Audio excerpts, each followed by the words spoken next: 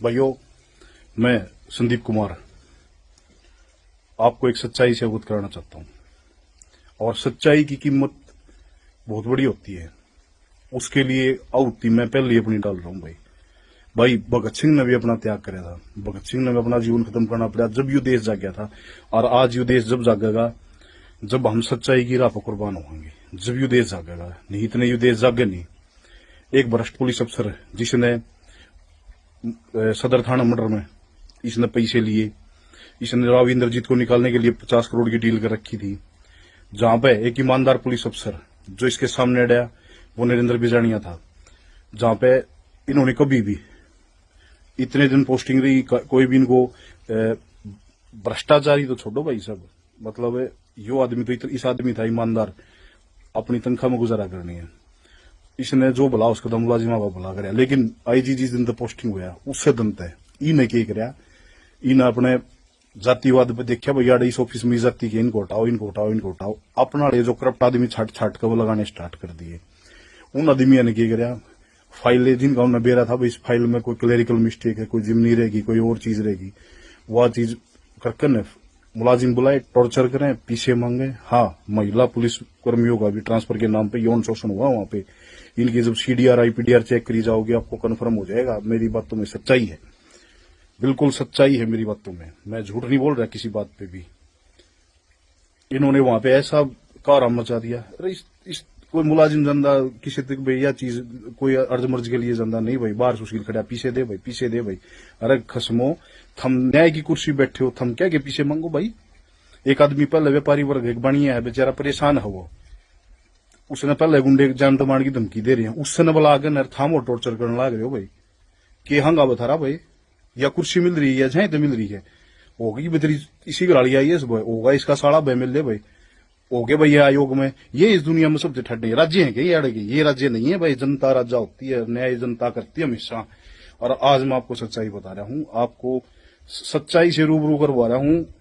इनकी भ्रष्टाचार की जड़ें बहुत गहरी हैं। जो दरखास्त इनके खिलाफ कंप्लेंट हुई थी उसी भ्रष्टाचार से डर के इसने सुसाइड कराया है। एक चीज और मैं बता देता हूं, जब हमने सुशील को पकड़ा था वहां पे गनमैन को, तो इसने रास्ते मृत्यु बताई। बोले एक चीज तो और रहेगी, मां के रहेगी भाई। बोले मैं ना एक जगह तो और मंथली कलेक्शन करके लेके आया था और वो पीछे डैशबोर्ड में रह गई। धर्मेंद्र ड्राइवर उस गाड़ी ने लेकर उड़ गया है। धर्मेंद्र और सुशील कुमार उस गाड़ी में दो आदमी थे। जब इसको पकड़ा गया, इसको शामिल जांच होने के लिए नोटिस दिया था। यूं बोला ठीक है कोई दिक्कत नहीं, बोले आप सर बैठे हैं 10 मिनट में बाहर में, चलो मेरा बाल पाड़ सकते हो। भाई हमने क्या ना बाल पाड़ना, तेरे खिलाफ पब्लिक आदमी कंप्लेंट कर रहे हैं और हमारा पुलिस की ड्यूटी है, हम पकड़ांगे भाई, आगे अफसर आदि सुपुर्द कराएंगे भाई, आगे तेरे खिलाफ न्यायिक जांच होगी, सच्चाई जो होगी वो आगे शमिया होगी।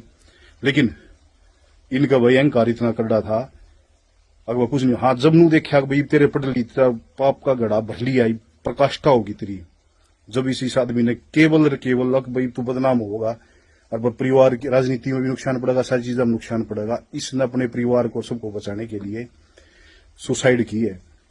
ये बात नहीं है कि भाई इसके साथ अरे बड़ी बड़ी जांच चल रही है आदमी की। लुगाई भी जेड़ा में गई तो लुगाई तो ही बुरा था भाई है। इसकी घरवाली को भी डर है कहीं इसकी भी भ्रष्टाचार का भंडा ना फूट जाए। आयोग में बैठ के ने इनके घरवाले ने, इसके फादर ने, सब ने भ्रष्टाचार किया। इनकी भी जांच होनी चाहिए संपत्ति की भाई।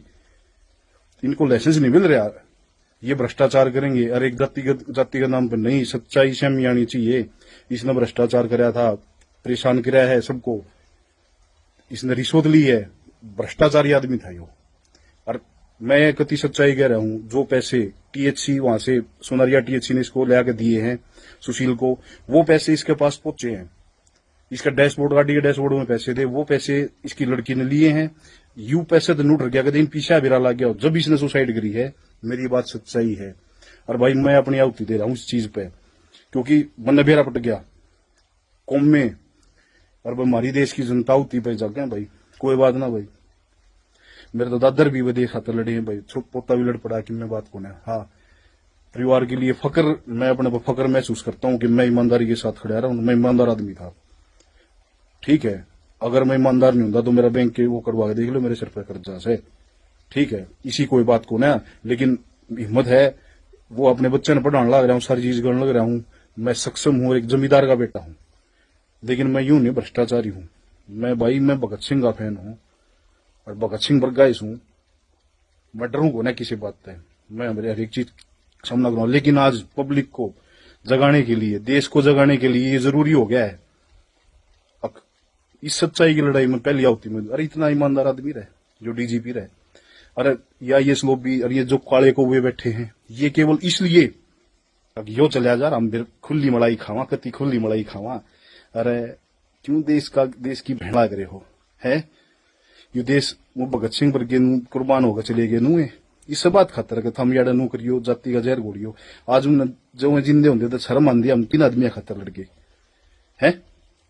किन आदमी खातर लड़ गए? पूर्ण कुमार वर्गे आदमी खातर, इसकी घराड़ी खातर, जो भ्रष्टाचारी है, जो आयोग में बैठे हैं, इसके रिश्तेदार, वो सारे केवल इसी चीज का प्रेशर और जातिगत रंग देने की कोशिश लिए कर रहे हैं। क्योंकि ये भ्रष्टाचार की जो, देखो उस परिवार को, एक व्यापारी आदमी है, जुर्म के खिलाफ उन्हें लड़ने की साहस करा है, उसको दबाया जा रहा है, उसको दबाया जा रहा है। उसकी सच्चाई को कोई नहीं सामने लाना चाह रहा।